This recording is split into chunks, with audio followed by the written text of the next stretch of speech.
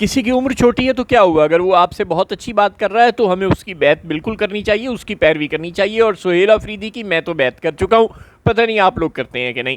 بسم اللہ الرحمن الرحیم. خواتین حضرات السلام علیکم. وزیر اعلیٰ سہیل آفریدی کو تقریباً 9 مہینے سے کچھ دن اوپر ہو گئے ہیں اب خیبر پختونخوا کا وزیر اعلیٰ بنے.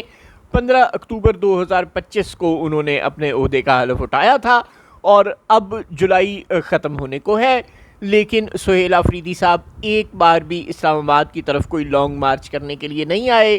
انہوں نے کوئی ایسی بڑی تحریک ہمیں چلاتے ہوئے نظر نہیں آئے جس کے نتیجے میں عمران خان صاحب کو رہا کیا جانا ہو. وہ اڈیالہ جیل کے سامنے ایک دو بار آ کر بیٹھ گئے، یا ایک دو بار عدالتوں میں چکر لگا لیے، یا ایک بار وہ سندھ چلے گئے تھے، وہاں جا کر انہوں نے کراچی اور حیدرآباد میں عوام سے کوئی ملنے ملانے کی کوشش کر لی تھی. ایک بار وہ لاہور آ گئے تھے اور بس اللہ اللہ خیر صلی اللہ. اس کے بعد اب وہ بہت اچھے بچوں کی طرح خاموشی سے بیٹھے ہوئے ہیں. اور آپ کو کیا لگتا ہے یہ غلط حکمت عملی ہے؟ بالکل بھی نہیں. شاید وہ سمجھ گئے ہیں جو ہم میں سے کوئی بھی نہیں سمجھ سکا تھا. جو علی امین گنڈا پور اور جو بہت بڑے بڑے سیاستدان ہیں وہ نہیں سمجھ پائے تھے، ان کو یہ بات غالباً سمجھ آ گئی ہے کہ آپ عوام کو نکالیں گے تو احتجاج کام نہیں ہوگا، عوام خود نکلے گی تو احتجاج کامیاب ہوگا. جیسے کہ بنگلہ دیش یا انڈیا میں نہیں، جیسے کہ آزاد کشمیر میں لوگ خود نکلتے ہیں، جیسے کہ بلوچستان میں لوگ خود نکلتے ہیں. مہرنگ بلوچ اور جوائنٹ ایکشن کمیٹی کشمیر اور بلوچستان میں کہیں کسی سیاسی جماعت کے رکن نہیں تھے، کوئی روایتی سیاستدان نہیں تھے. یہ عوام میں سے نکل کر آئے ہیں. عوام کے دکھوں کا تذکرہ کرتے ہوئے یہ اتنے بھاگ گئے عوام کو کہ عوام نے انہیں اپنا لیڈر منتخب کر لیا از خود. انہیں کسی جرنیل نے، کسی 4 نمبر گیٹ نے پیدا نہیں کیا، انہیں عوام نے لیڈر بنایا ہے. سہیل آفریدی اس بات کو سمجھ گئے ہیں کہ جب عوام کو تکلیف ہوتی ہے تو وہ خود بخود نکل کر آتے ہیں تو ہی احتجاج کامیاب ہوتے ہیں. اگر آپ عوام کو گھروں سے نکالیں گے تو یار کتنے نکال لیں گے؟ 50,000 60,000 اتنے زیادہ بندے تو کبھی اس سے زیادہ تو عمران خان بھی کسی لانگ مارچ کے لیے نہیں نکال سکے. ہاں جلسوں میں ہو سکتا ہے کہ خان صاحب کے جلسوں میں شاید 1,00,000 تک بھی بندے آئے ہوں، یا شاید اس سے بھی زیادہ آئے ہوں. لاہور اور کراچی کے ان کے چند مشہور زمانہ قسم کے جلسوں میں یہ بھی ہو سکتا ہے کہ بی بی شہید کے استقبال کے وقت جو 1986 والا استقبال تھا لاہور والا، یا پھر جب وہ سانحہ کارساز ہوا کراچی میں جب ان کا استقبال ہو رہا تھا، یا جب راولپنڈی میں لیاقت باغ میں ان کی شہادت ہوئی، تو شاید لاکھوں سے بڑے مجمع ہوں. لیکن ہمیں یہ نہیں بھولنا چاہیے کہ لانگ مارچ اور جلسے میں بڑا فرق ہوتا ہے. لانگ مارچ لے کر پشاور سے یا لاہور سے یا کراچی سے اسلام آباد آنا اور آخر تک اتنے بندے رہیں کہ سرکار پر پریشر پڑے، یہ مشکل کام ہوتا ہے.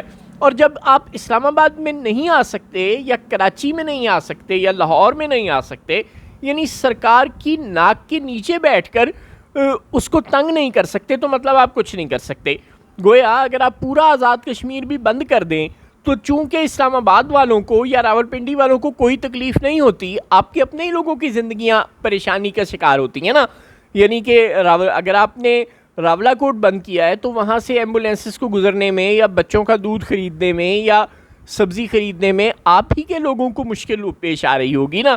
تو کوئی مسئلہ نہیں، آتی رہے، سرکار کو اس سے کچھ لینا دینا نہیں. ہاں اگر آپ کراچی بند کر دیں، پاکستان کا بزنس بند کر دیں، اگر آپ لاہور بند کر دیں، یا اگر آپ اسلام آباد بند کر دیں، تو پھر سرکار کو فرق پڑتا ہے. اور چونکہ سہیل آفریدی کو اچھی طرح پتہ ہے کہ ابھی وہ اس پوزیشن میں نہیں ہے، اس لیے وہ چپ کر کے بیٹھے ہیں. اب سرکار خود پٹرول چھڑک رہی ہے ہر روز عوام پر، اور کوئی تیلی جلانے والا نہیں ہے، کیونکہ تحریک انصاف نے تو تیلی بھی نہیں جلانی، اس نے تو فیصلہ کر لیا ہے. ورنہ جتنا پٹرول ہر روز عوام پر سرکار چھڑک رہی ہے، اس پٹرول سے آگ بھڑک سکتی ہے اگر تحریک انصاف کوشش کرے. لیکن سہیل آفریدی صاحب نے چونکہ قسم کھا لی ہے کہ انہوں نے یہ کوشش نہیں کرنی، تو پھر اب یوں لگتا ہے کہ یہ تیلی بھی سرکار کو خود ہی جلانی پڑے گی.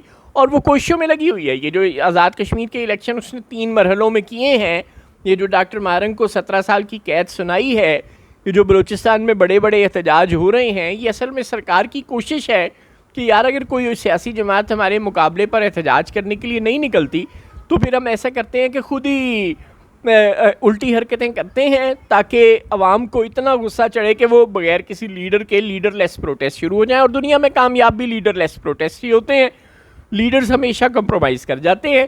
اب آپ نے دیکھا کہ سرکار نے سوچا کہ ہفتے میں ایک بار اگر ہم 35-40 روپے قیمت بڑھائیں گے پیٹرول کی تو عوام کو برا لگے گا, وہ بڑی بڑی ہیڈ لائنیں بنیں گی کہ جی 40 روپے قیمت بڑھ گئی.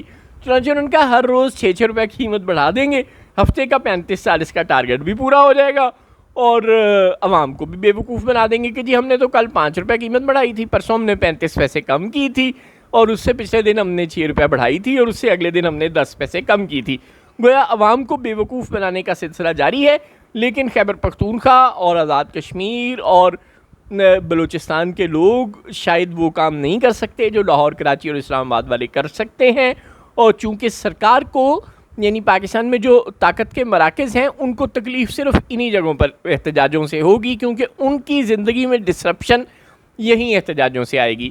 آپ ملک کے دور دراز حصوں میں بیٹھے ہیں, احتجاج کرتے رہیں, خود ہی اپنے آپ کو تکلیف پہنچاتے ہیں, سرکار کو آپ کی کوئی پرواہ نہیں.